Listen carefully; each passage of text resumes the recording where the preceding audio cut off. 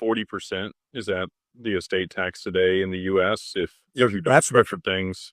That's the federal piece, Jake. And the reality is, depending on where you live, there may be additional estate taxes with additional thresholds. And that's where things get complicated. So I happen to live in the state of Massachusetts, which I love for many reasons. They have an estate tax on the books, estate tax of 16% with a lower exemption than the federal tax bill. So when I pass away, assuming I still live here in the state of Massachusetts, there's going to be two calculations going on. They're going to do one calculation on what I owe the federal government at that 40% rate, and they're going to do a whole separate calculation on what I owe the state at a 16% rate.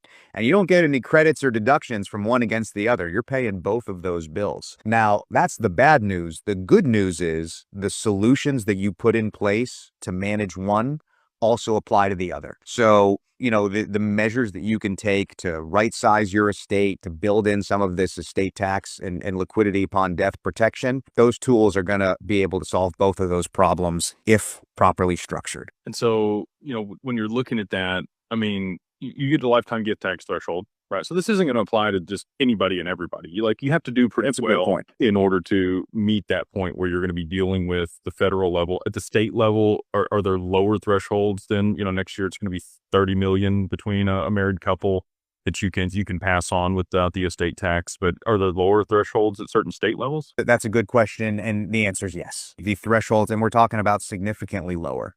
So, you just mentioned the way that the current tax bill stands and the federal exemption is supposed to go. Pretty soon, we're going to be looking at 30 million of exemption for a married couple.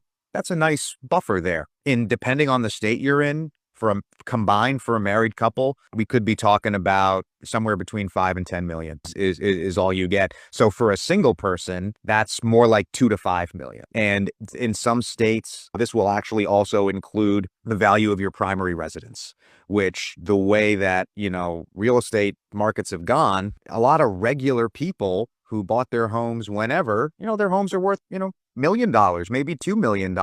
And they're not necessarily tremendously wealthy. They just bought it in a good time and their real estate is appreciated. Just by the nature of that, you can be subject to these estate taxes. And that doesn't even get into the things that a lot of people are more aware of, like probate, the other issues that can come in just simply from a lack of planning. Yeah. So if you don't have your stuff put through, a trust or some other mechanism like life insurance to be able to mitigate that probate, all of that's going to become public record. And then you also are going to have to go through the process where people may be fighting over That's your estate. that's absolutely